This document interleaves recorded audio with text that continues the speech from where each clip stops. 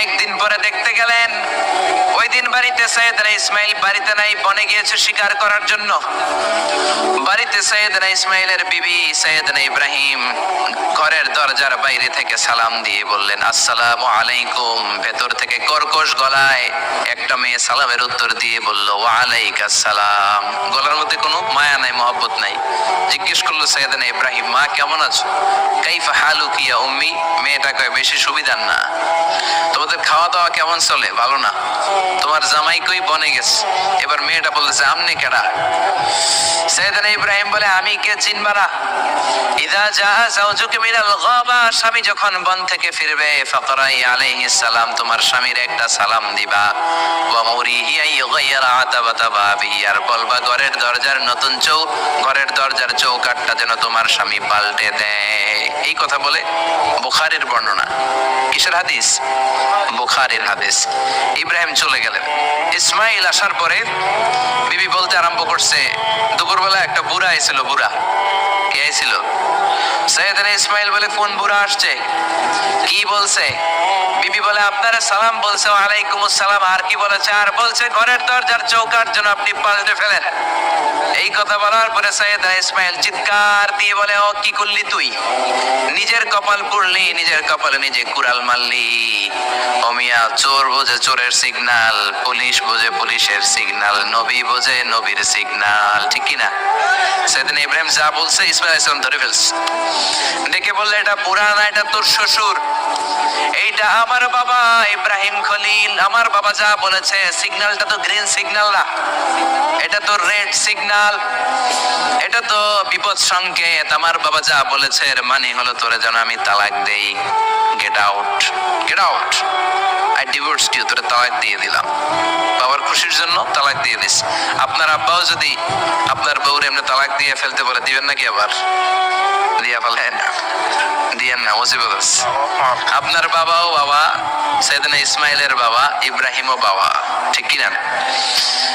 সাইয়েদনা ইব্রাহিম মন গড়া কথা বলতেন না, আকাশ থেকে ওহী আসলে বলতেন। এই জন্য আপনার বাবা যদি বলে বউরে তালাক দিয়েন না, খবরদার।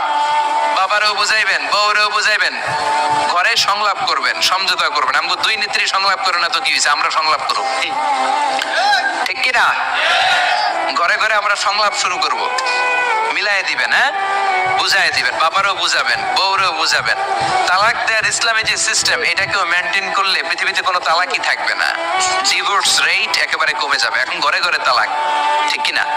তালাক দেওয়ার সিস্টেম হচ্ছে পঞ্চম স্টেপে যে তালাক, পঞ্চম ধাপে। প্রথম ধাপ হচ্ছে ফাইদুহুন্না, বউর সাথে ঝগড়া হইলে ফাইদুহুন্না, বউরে কক্সবাজার বেড়াইতে নিয়ে যাও, বসুন্ধরায় শপিং করে দিবা, নানির লয়ে ঘুরতে যাবেন, যমুনা ফিউচার পার্কে নানির বেনারসি শাড়ি কিনা দিবেন, কসমেটিক্স এর বক্স কিনা দিবেন।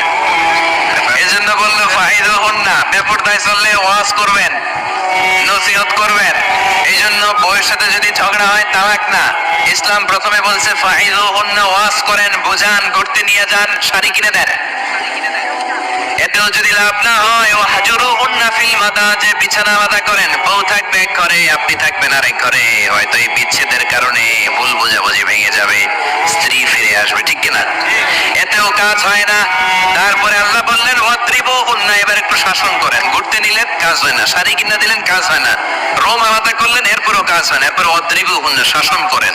অনেকে এটার অর্থ করে বউরে পিটাও না, পিটানো না। বিশ্বনবী কোনোদিন বউয়ের গায়ে হাত দেয় নাই, ঠিক কিনা? এই ওয়াদ্রিবুহুন্নার শাব্দিক অর্থ হলো পিটাও, কিন্তু পারিভাষিক অর্থ হলো স্ত্রীকে একটু শাসন করো। মুফাসসিররা এই আয়াতের তাফসীর করতে যে হয়রান হয়ে গেছে। অনেকে বলছে ছোট্ট কাঠি দিয়ে পিটাও, আর বলে কথা শোনো না কেন, দুইটা বাচ্চা হয়ে গেছে, তিনটা সন্তান হয়েছে, এখন সংসার ভাঙতে চাও কেন? অনেক মুফাসসির বলে মেসওয়াক দিয়ে বাড়ি মারো আস্তে আস্তে।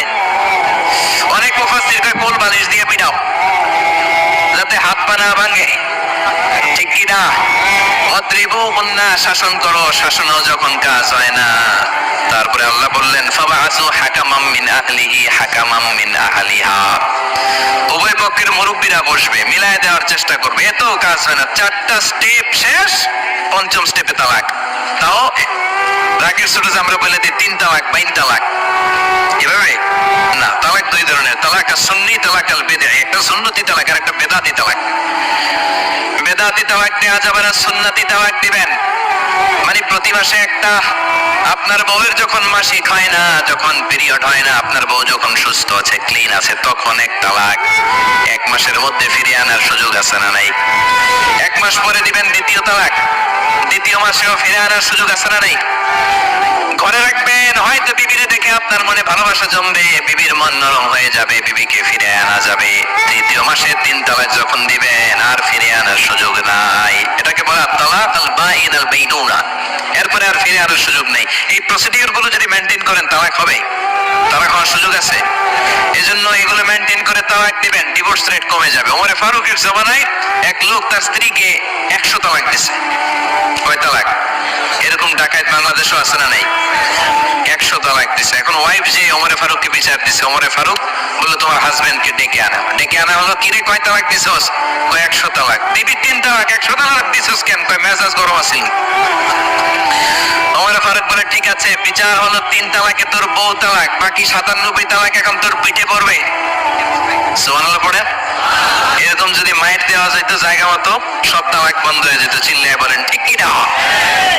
এজন্য আপনার বাবা যদি বলে ও বাবা তোর বউরে তালাক দে, তালাক দিবেন না, বুঝাবেন। বাবারেও বুঝান, বউরেও বুঝান, বরকত দিবে কি? সাইয়েদনা ইব্রাহিম বললেন ঘরের দরজার চৌকাঠ পাল্টে ফেলো। মনে আছে ঘটনা? তা ভুলে গেছেন বোধহয়। তালাক দিয়ে দিলেন বিবিকে। নতুন সংসার শুরু হলো, আরেকটা বংশীয় নেককার মেয়েকে বিয়ে করলেন। 3 বছর পর সাইয়েদনা ইব্রাহিম আবার বেড়াতে আসলেন। আজকেও সাইয়েদনা ইসমাইল বাসায় নাই। সাইয়েদনা ইব্রাহিম সালাম দিলেন, আসসালামু আলাইক। এবার জাদুমাখা কণ্ঠে, কোকিল কণ্ঠে, মোলায়েম কণ্ঠের একটা মেয়ে ঘরের ভেতর থেকে বলে ওয়ালাইকুম আসসালাম। ওয়ালাইকুম আসসালাম। সাইয়েদনা ইব্রাহিম বললেন কাইফা হালুকি ইয়া উম্মি, মা কেমন আছো বলো বলো। মেয়েটা বলে আলহামদুলিল্লাহ আলা কুল্লি হাল, সব অবস্থায় আলহামদুলিল্লাহ। সুবহানাল্লাহ পড়েন। সংসার কেমন চলে?